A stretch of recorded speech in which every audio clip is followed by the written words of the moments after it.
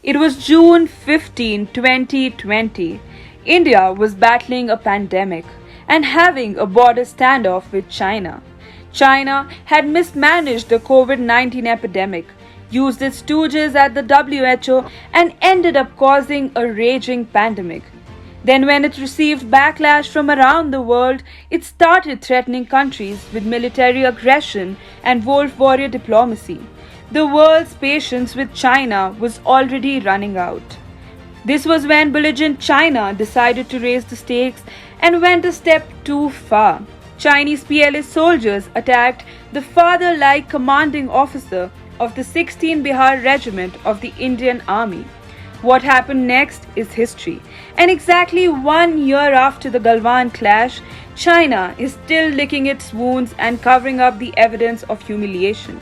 Hi and welcome to TFI Global, the foreign affairs and geopolitical analysis arm of the TFI Media Group.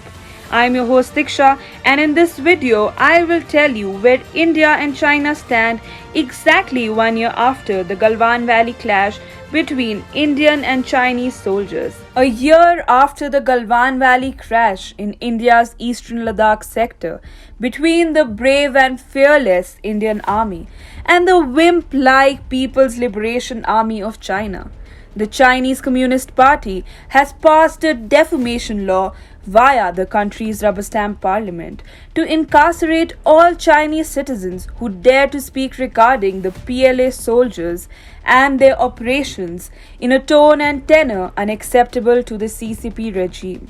It was 1 year ago that the Indian Army thrashed the living daylights out of the Chinese soldiers in eastern Ladakh. Despite being attacked in a guerrilla offense, Indian soldiers were able to inflict disproportionate casualties on Chinese wimps in uniforms. The Indian Army came under an assault at patrolling point 14 in the Galwan Valley by hordes of Chinese soldiers armed with mid-level weaponry, looking to shed as much Indian blood as possible. However, the sheer courage of their Indian rivals made Chinese minions fall into gorges and run with their tails between their legs. All in all, while India lost 20 of her bravehearts who protected their motherland with their lives, the damages inflicted on the Chinese side were simply immeasurable. Such was the embarrassment and devastation caused to the People's Liberation Army of China that the CCP did not even confirm casualties until many months after the clash. The number of casualties officially claimed by China was 4, which is an outright lie. Russian news agency TASS had reported that the Chinese side suffered no less than 45 fatalities in the Galwan Valley clash.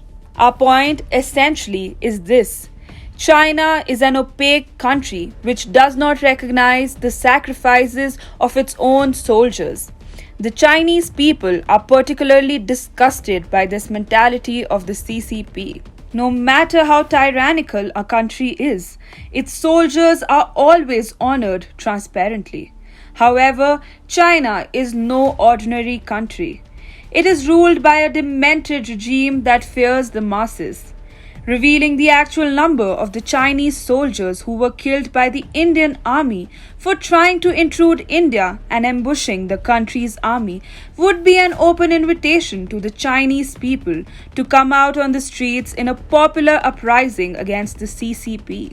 So China continues to hide the actual number of Chinese soldiers killed to this very day. Just prior to the 1 year anniversary of the Galwan Valley clash, where Chinese soldiers got their bottoms kicked by the Indian heroes, the CCP rubber stamp parliament decided to put yet another curb on the free speech of Chinese citizens, this time in the name of protecting PLA soldiers, their operations and missions.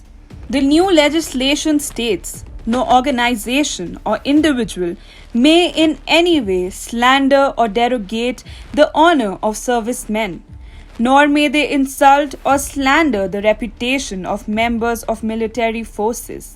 What this effectively means is that China has banned even slightly negative commentaries against the PLA's rather miserable operations, whose success rate seems almost always non-existent. According to the law, prosecutors can bring public interest litigation in cases of defamation of military personnel and infringements on their legitimate rights and interests that have substantially harmed their ability to perform their responsibilities and missions while also harming society's public interests. China has a history of incarcerating people who try to speak out even a fraction of their minds regarding the PLA and the Chinese military at large. Such is the CCP's insecurity that any negative comment against the PLA is now punishable by law. On May 31, Xi Jinping, a Chinese celebrity with more than 2.5 million followers, received a jail term of 8 months for defaming martyrs, making the first such case in China since a new amendment was attached to the criminal law in March this year. The amendment made by China in March stated that those who infringe on the reputation and honors of martyrs, severely damage the dignity of martyrs, and damage the image of soldiers on national border should be prosecuted according to law. In 2016, Chinese blogger was also asked to issue a public apology after he challenged the story of Chu Shaiyun, a Chinese soldier who is said to have accepted being burnt alive rather than revealing his fellow soldiers' position during the Korean War. The CCP is very well aware of the capabilities or lack thereof which Chinese soldiers harbor. They know that PLA's little emperors are not fighters. They are known to sob at the drop of a hat, which is why China had been forced to send MMA fighters to the borders of India after the Galwan Valley clash last year.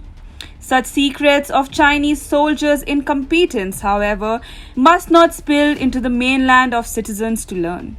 Therefore, right before the Chinese social media was expected to explode on the first anniversary of the Galwan clash, with people questioning the CCP and PLA for failing to defend the country properly, China's rubber stamp parliament passed a law criminalizing negative commentary against the military. How very convenient.